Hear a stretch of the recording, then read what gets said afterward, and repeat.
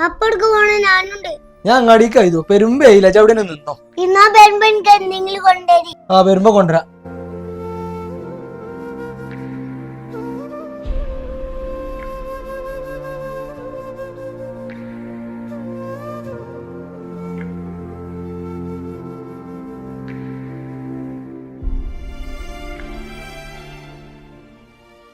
ഇതേനാ പപ്പ ഇതിന് break ready ആക്കിയോ? ആ നോക്കട്ടെ.